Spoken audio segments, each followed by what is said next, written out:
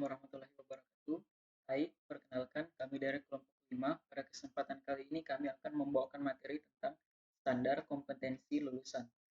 Sebelum kami membawakan materi kami, perkenankanlah saya untuk memperkenalkan anggota dari kelompok 5, yaitu yang pertama, saya atas nama Muhammad Dafwa Safwan Al-Farizi yang berperan sebagai moderator sekaligus pemateri yang pertama.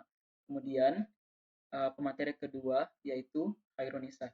Oke, baik, langsung saja saya sebagai pemateri pertama akan menjelaskan materi saya, yaitu pengertian standar kompetensi lulusan adalah suatu kemampuan dalam bersikap, berpikir, dan bertindak secara konsisten sebagai bentuk perwujudan pengetahuan, sikap, dan keterampilan yang dimiliki oleh setiap peserta didik.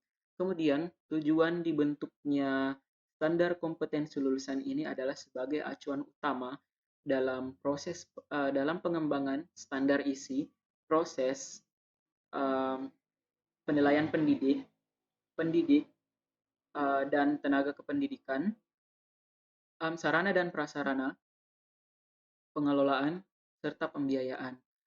Selanjutnya saya akan menjelaskan bagian pertama yang ada di dalam isi, yaitu lulusan memiliki kompetensi dalam bidang pengetahuan. Pengetahuan-pengetahuan ini ada yang bersifat faktual, prosedural, konseptual, dan metakognitif. Nah, kemudian siswa pada jenjang menengah seperti sekolah menengah pertama, sekolah menengah ke atas, dan sekolah menengah kejuruan memiliki beberapa bentuk pengetahuan, yaitu yang pertama pengetahuan teknis, yang kedua pengetahuan etimologi, yang ketiga pengetahuan tentang bagaimana cara melakukan sesuatu, dan yang terakhir yaitu pengetahuan tentang kemampuan dalam mengetahui kekurangan dan kemampuan yang dimiliki oleh setiap siswa. Selanjutnya, pada bagian kedua, yaitu siswa memiliki perilaku yang mencerminkan sikap berkarakter, di mana perilaku dan sifat berkarakter ini dapat ditumbuhkan melalui fasilitas maupun kegiatan yang ada di dalam lingkungan sekolah. Contoh di antaranya yaitu menghargai dan menjaga keragaman serta kekayaan budaya bangsa. Yang kedua, rela berkorban. Yang ketiga, menciptakan kerukunan baik antar siswa maupun antar kelompok di dalam lingkungan sekolah. Yang keempat, mengikuti kegiatan bakti sosial. Yang kelima, anti kekerasan, baik kekerasan fisik maupun psikis. Oke, mungkin itu saja penjelasan singkat yang dapat saya bawakan pada kesempatan kali ini. Selanjutnya saya berikan kesempatan kepada pemateri yang kedua. Assalamualaikum warahmatullahi wabarakatuh. Perkenalkan, nama saya Herulisa dari kelompok 5. Poin ketiga, siswa memiliki perilaku yang mencerminkan sikap disiplin. Perilaku dan sikap disiplin dapat ditumbuhkan dengan fasilitas berbagai kegiatan oleh sekolah. Contoh perilaku dan sikap disiplin antara lain disiplin dan taat hukum, meminta izin jika tidak bisa hadir, datang ke sekolah dan kegiatan lainnya tepat waktu, mengerjakan tugas yang diberikan, mematuhi tata tertib sekolah, dan lain sebagainya. Poin keempat, siswa memiliki perilaku yang mencerminkan sikap santun. Perilaku dan sikap santun ditumbuhkan dengan fasilitas berbagai kegiatan oleh sekolah. Contoh perilaku dan sikap santun antara lain menghormati guru dan orang yang lebih tua, menggunakan kata-kata yang santun dalam berkomunikasi, berbicara dengan intonasi dan volume yang sesuai, tidak menghina atau menyebut seseorang dalam sebutan negatif, dan lain sebagainya. Poin kelima, siswa memiliki perilaku yang mencerminkan sikap jujur. Perilaku dan sikap jujur dapat ditumbuhkan dengan fasilitas berbagai kegiatan oleh sekolah. Contoh perilaku dan sikap jujur antara lain melaksanakan tugas individu dengan baik, mengaku atas kesalahan yang dilakukan, mengatakan yang sebenarnya, dan lain sebagainya. Poin keenam, siswa memiliki perilaku yang mencerminkan sikap percaya diri. Perilaku dan sikap percaya diri dapat ditumbuhkan dengan fasilitas berbagai kegiatan oleh sekolah. Contoh perilaku dan sikap, mampu membuat keputusan dan bertindak dengan cepat, tidak mudah putus asa, berani presentasi, menjawab pertanyaan, berpendapat, dan bertanya dalam berbagai kesempatan, dan lain sebagainya. Poin ketujuh, siswa memiliki perilaku yang mencerminkan sikap tanggung jawab. Perilaku dan sikap bertanggung jawab dapat ditumbuhkan dengan fasilitas berbagai kegiatan oleh sekolah.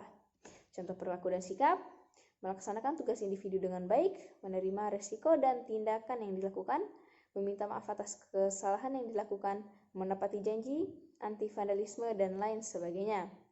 Poin ke-8, siswa memiliki keterampilan berpikir dan bertindak produktif. Siswa memiliki keterampilan berpikir dan bertindak produktif melalui pengalaman pembelajaran dan kegiatan. Contoh keterampilan berpikir dan bertindak produktif antara lain merangkum hasil bacaan, meniru karya orang lain, dan lainnya. Ketiga yaitu sekolah memiliki wujud nyata kualitas dan kuantitas yang diperoleh kelompok atau individu siswa untuk mengukur tingkat keterampilan dimiliki siswa sebagai hasil pengalaman pembelajaran dan kegiatan yang diselenggarakan oleh sekolah berupa presentasi atau penghargaan pada level kewilayahan dan tingkat capaian nilai keterampilan dalam penilaian pendidikan. Poin ke-9, siswa memiliki keterampilan berpikir dan bertindak mandiri. Siswa memiliki keterampilan berpikir dan bertindak secara mandiri melalui pendekatan ilmiah sebagai pengembangan diri dari pembelajaran di sekolah dan sumber lain secara mandiri yang diperoleh dari pengalaman pembelajaran dan kegiatan penugasan individu, penugasan kelompok, pelaporan tugas atau kegiatan, presentasi hasil penugasan, keterlibatan dalam kepanitiaan, dan keterlibatan dalam penyusunan program sekolah. Dan selanjutnya, sekolah memiliki wujud nyata kualitas dan kuantitas yang diperoleh kelompok atau individu siswa untuk mengukur tingkat keterampilan yang dimiliki siswa sebagai hasil pengalaman pembelajaran dan kegiatan yang diselenggarakan oleh sekolah berupa presentasi atau penghargaan pada level kewilayahan, tingkat capaian nilai keterampilan, dan penilaian pendidikan. Poin terakhir, siswa memiliki keterampilan berpikir dan bertindak komunikatif. Sama seperti poin-poin lainnya bahwa siswa memiliki keterampilan berpikir dan bertindak komunikatif melalui pendekatan ilmiah sebagai pengembangan diri yang dipelajari di sekolah dan sumber lain dari pengalaman pembelajaran, kegiatan penugasan kelompok, pelaporan tugas atau kegiatan, presentasi hasil penugasan, keterlibatan dalam kepanitiaan dan keterlibatan dalam penyusunan program sekolah dengan cara berinteraksi, menyampaikan dengan ide kreatif dan hasil penyampaian, dan membuat karya tulis. Selanjutnya, sekolah memiliki wujud nyata kualitas dan kuantitas yang diperoleh kelompok atau individu siswa untuk mengukur tingkat keterampilan yang dimiliki siswa sebagai hasil pengalaman pembelajaran dan kegiatan yang diselenggarakan oleh sekolah berupa presentasi atau penghargaan pada level kewilayahan, tingkat capaian nilai keterampilan dalam penilaian pendidikan. Penyebab tidak tercapainya standar mutu. Pertama, kualifikasi dan latar belakang pendidikan guru tidak selaras dengan mata pelajaran yang diampu. Kedua, guru belum memiliki kompetensi yang sesuai standar dan tidak tersertifikasi sebagai pendidik.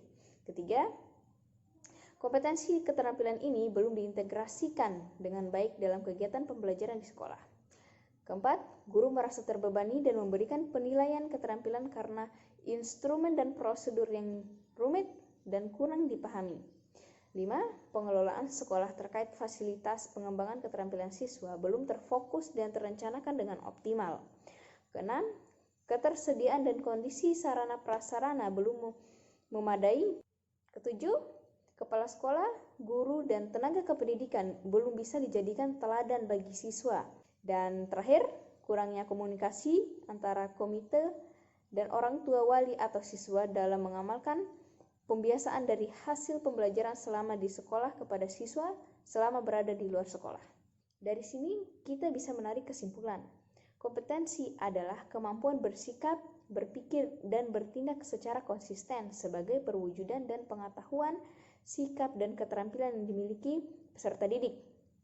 Standar kompetensi adalah ukuran kompetensi minimal yang harus dicapai peserta didik setelah mengikuti suatu proses pembelajaran pada satuan pendidikan tertentu. Tujuan standar kompetensi lulusan pendidikan dasar dan menengah digunakan sebagai acuan utama pengembangan standar isi, proses, penilaian pendidik dan tenaga kependidikan, sarana prasarana, pengelolaan dan pembiayaan. Mungkin cukup sekian yang dapat saya sampaikan. Terima kasih. Wabillahi taufiq wal hidayah. Wassalamualaikum warahmatullahi wabarakatuh.